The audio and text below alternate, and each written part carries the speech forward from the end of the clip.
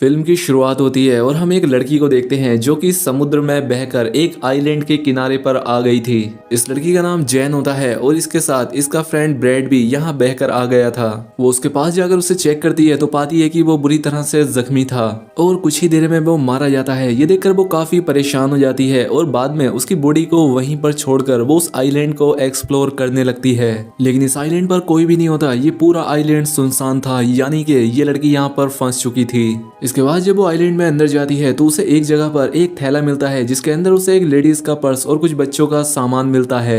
यहाँ उसे एक मेडिसिन भी मिलती है जिसमें 1994 की डेट लिखी हुई थी, जिससे जैन को समझ आता है कि बहुत सालों पहले शायद यहाँ कोई आया था। उसे इस सामान में माचिस भी मिलती है, उसे वो अपने पास रख लेती है और वापस समंदर के किनारे आती है। उसे वहां पर गिरा हुआ एक बड़ा सा खोखला पेड़ दिखता है। ये देखकर जैन को आइडिया आता है कि रात में वो अपनी सेफ्टी के लिए इसे सोने के लिए यूज कर सकती है। खैर अब यहाँ पर जैन अपनी पहली रात गुजारती है और सुबह होने पर उठकर वो देखती है कि समंदर के किनारे कई सारी मछलियां बहकर आ गई थी। उसमें एक छोटी शार्क भी थी जिसका आधा शरीर खाया हुआ था। वो यहाँ से अपने खाने के लिए कुछ मछलियां ले लेती है। तभी जैन की नजर एक जगह पर जाती है जहाँ पर की 3 लोगों की कब्र थी। ये देखकर जैन अपने दोस्त के लिए भी एक ग्रेव खोदती है क्योंकि उसके दोस्त की बॉडी सड़ने लगी थी। खैर अब अगले दिन जैन जब आइलैंड का चक्कर लगा रही होती है तो वो देखती है कि किसी ने उसके दोस्त की बॉडी को निकालकर आधा खा लिया है। ये देखकर जैन काफी घबरा जाती है। उसे कुछ समझ नहीं आता कि आखिर ये किसने किया होगा। उसे लगता है कि जरूर ये काम किसी जानवर का है जो कि इस आइलैंड पर रहता होगा, इसीलिए वो एक लकड़ी को नोकीला करती है और अपने लिए एक हथियार बनाती है। इसके बाद वो आइलैंड के बाहर बैठकर उस जानवर का इंतजार करने लगती है। खैर अब रात हो जाती है और अब जैन को नींद आने लगती है, लेकिन वो जानवर अभी तक यहाँ नहीं आया था। अब अगले दिन जैन की आंख खुलती है और वो समंदर में एक सूटकेस को देखती है। वो सूटकेस को लेने के बारे में सोचती है, इसलिए वो समंदर में जाकर उस सूटकेस को ले लेती है। तभी उसे नीचे कुछ महसूस होता है, इसलिए वो नीचे जाकर देखती है तो यहाँ पर उसे एक बड़ा सा होल दिखता है, जिसे देखकर वो काफी हैरान हो जाती है। खैर अब वो बाहर आकर उस सूटकेस को खोल कर देखती है। उसके अंदर उसे कुछ जूते और कुछ कपड़े मिलते हैं जिन्हें वो पहन लेती है। जब रात होती है तो जैन उस सामान को चेक करने लगती है और उसे उसमें कुछ फोटोज दिखते हैं। वो उन्हें देखने लगती है और समझ जाती है कि यहाँ पर कोई फैमिली छुट्टियां बिताने के लिए आई थी, जिसमें एक कपल और उनके 2 बच्चे थे। तभी जैन के ऊपर से एक प्लेन गुजरता है। ये देखकर जैन अपनी फ्लेयर गन चलाती है, लेकिन इसका कोई फायदा नहीं होता क्योंकि तब तक वो प्लेन जा चुका था। जब फ्लेयर गन की वो बुलेट नीचे आ रही होती है तभी जैन देखती है कि उसकी परछाई में उसे कोई क्रीचर दिखाई देता है। ये देखकर वो काफी घबरा जाती है और आइलैंड की तरफ भागने लगती है और एक जगह पर जाकर छिप जाती है। वो क्रीचर यहाँ आकर जैन को ढूंढने लगता है। इससे जैन और भी डर जाती है और आज की रात इसी तरह से बीत जाती है। अब अगली सुबह जैन फिर से उन्हीं फोटोज को देख रही होती है और वो एक फोटो में 2 चमकती हुई आंखों को नोटिस करती है, जिससे वो समझ जाती है कि ये वही क्रीचर है जिसे मैंने कल देखा था और शायद इसी ने इस फैमिली को मारा होगा। ये देखकर जैन और भी ज्यादा डर जाती है और अब वो किसी भी तरह से इस आइलैंड से निकलना चाहती थी।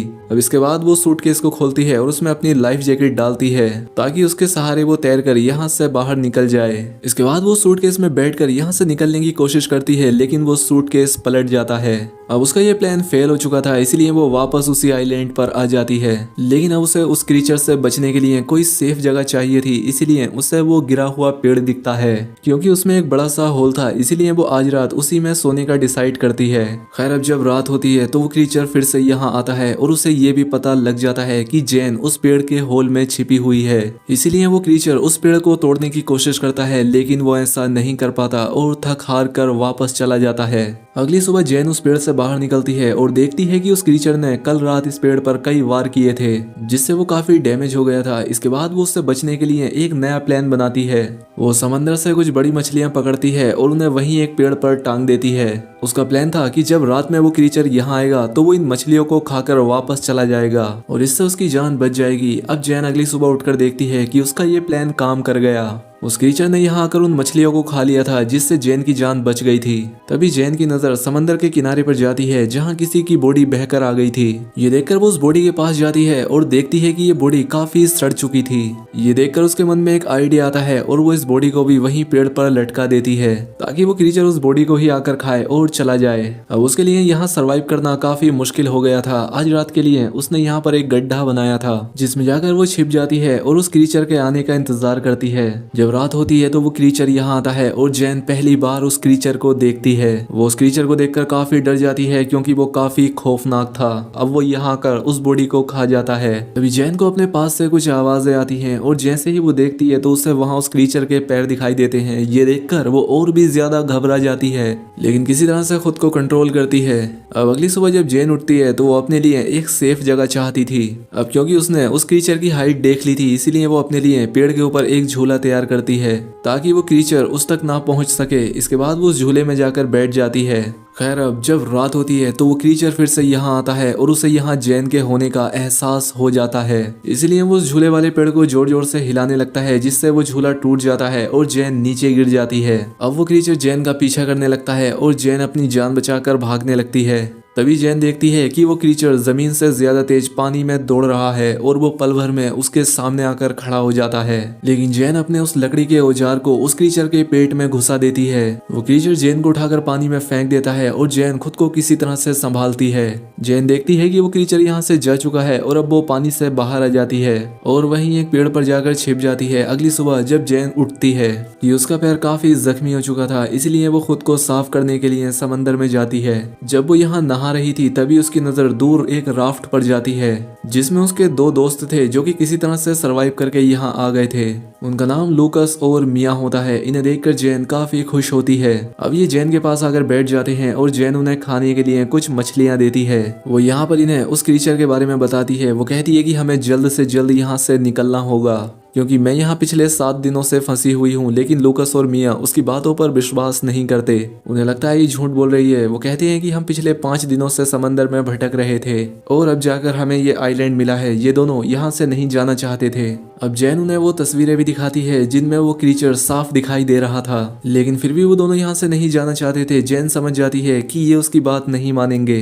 अब इसीलिए वो इनसे छिपकर इनकी राफ्ट लेकर यहाँ से भागने का प्लान बनाती है। वो उनकी राफ्ट लेकर यहाँ से निकलने की कोशिश करती है, लेकिन वो दोनों इसे पकड़ लेते हैं। मिया जैन पर अटैक कर देती है जिससे वो बेहोश हो जाती है। जब उसकी आंख खुलती है तो वो खुद को बंधा हुआ पाती है और अब रात हो चुकी थी। इसीलिए वो लूकस को मनाकर उसे खोलने के लिए कहती है, लेकिन लूकस और मिया उसकी कोई बात नहीं सुनते। इसके बाद मिया उस आइलैंड पर घूमने के लिए जाती है और लूकस वहीं जैन के पास रुकता है। इधर जब मिया वॉक कर रही थी तो वो क्रीचर पानी से निकलकर उस पर अटैक कर देता है। उसकी आवाज सुनकर लूकस तुरंत वहां पर जाता है, लेकिन वो क्रीचर मिया को पानी में खींचकर ले जाता है और उसे मार देता है। ये देखकर लूकस बहुत डर जाता है। वो डर कर एक पेड़ पर चढ़ जाता है। अब सुबह हो जाती है, लेकिन लूकस उस पेड़ से नीचे नहीं आता। अब उसे जैन की बात समझ आ चुकी थी। जैन उससे कहती है कि देखो वो क्रीचर सिर्फ रात में आता है, वो दिन में बाहर नहीं निकलता। ये बात सुनकर लूकस पेड़ से नीचे आता है। अब जैन लूकस से कहती है कि हमें जल्द से जल्द इस आइलैंड से निकलना होगा। अब लूकस उसकी बात मानने के लिए तैयार था। अब ये लोग कुछ मछलियां और कुछ नारियल अपने साथ ले लेते हैं। वो अपने सभी सर्वाइव करने के सामान को रख लेते हैं। यहाँ पर लूकस काफी डरा हुआ था। जैन उसे समझाती है कि वो क्रीचर सिर्फ रात में अटैक करता है और जब तक रात होगी हम इस आइलैंड से काफी दूर जा चुके होंगे। इसके बाद जैन जाकर उस क्राफ्ट में बैठ जाती है जहाँ पर उसे कुछ खून बिखरा हुआ दिखाई देता है, जहाँ पर वो समझ जाती है कि इन पिछले 5 दिनों में इन दोनों ने सरवाइव करने के लिए जरूर किसी अपने इंसानी साथी को मारकर खाया होगा। खैर अब ये लोग जैसे ही अपनी क्राफ्ट से यहाँ से निकलने लगते हैं, लूकस को पानी में वही क्रीचर दिखाई देता है। ये देखकर ये दोनों काफी घबरा जाते हैं और उस क्राफ्ट को चारों तरफ से ढक लेते हैं, लेकिन तभी वो क्रीचर उनकी क्राफ्ट में घुसकर उन पर अटैक कर देता है। ये देखकर लूकस उस फ्लेयर गन से उस पर अटैक करता है, लेकिन वो क्रीचर जैन को पकड़कर अपने साथ ले जाता है। जैन के पास एक नाइफ था जिसे निकालकर वो उस क्रीचर पर कई बार अटैक करती है, लेकिन तभी लूकस भी जैन को बचाने के लिए पानी में आ जाता है। ये देखकर वो क्रीचर जैन को छोड़ देता है और लूकस को पकड़ लेता है। वो उसे लेकर अपने उस बड़े से होल में चला जाता है। ये देखकर जैन किसी तरह से तैरकर फिर से उसी आइलैंड पर पहुंच जाती है। जैन को लूकस की मौत का काफी दुख होता है, इसीलिए वो उस क्रीचर का सामना करने का डिसाइड करती है। इसके बाद वो वहां पड़ी लकड़ियों से कई सारे नुकीले हथियार बनाती है, लेकिन ये औजार उससे कम नुकीले लगते हैं, इसीलिए वो वहां की ग्रेप को खोदती है और उसमें से कंकाल को निकालकर उनसे काफी नुकीले हथियार बनाती है। वो उस क्रीचर को आग में जलाने का प्लान बनाती है, इसीलिए वो वहां पड़ी सूखी झाड़ियों को इकट्ठा करती है और उनसे एक घेरा बनाती है। अब उसने अपने ट्रैप को तैयार कर लिया था। खैर अब कुछ देर के बाद रात होती है और वो क्रीचर यहाँ आता है, वो भी उसी जगह पर जहाँ उसने ट्रैप लगाया था। तभी जैन यहाँ झाड़ियों में आग लगा देती है, जिससे वो क्रीचर आग में फंस जाता है और अब जैन अपने उन नोकीले हथियारों से उस क्रीचर पर अटैक करने लगती है, जिससे वो क्रीचर काफी घायल हो जाता है। लेकिन अब वो जैन को पकड़ लेता है, लेकिन जैन उस पर अटैक करके भागने लगती है। तभी वो क्रीचर उसके सामने आ जाता है लेकिन अब वो काफी जख्मी हो चुका था, इसीलिए वो वहीं पर गिर जाता है। ये देखकर जैन उस पर बहुत सारे स्टेप करती है और बाद में उसका गला काट देती है। इसके बाद अब हम देखते हैं जहां जैन ने आग लगाई थी उससे पूरा आइलैंड जलने लगा था। यानी कि अब इतनी बड़ी आग को देखकर कोई ना कोई जैन को बचाने के लिए यहाँ जरूर आ जाएगा। इसलिए जैन ने ऐसा किया था और अब इसी के साथ ये मूवी यहाँ पर खत्म हो जाती है। दोस्तों अगर वीडियो अच्छी लगी हो तो वीडियो को लाइक और कमेंट करके ज़रूर बताएं। साथ ही चैनल पर पहली बार आए हैं तो चैनल को सब्सक्राइब भी कर ले। मिलते हैं हमारी अगली वीडियो में।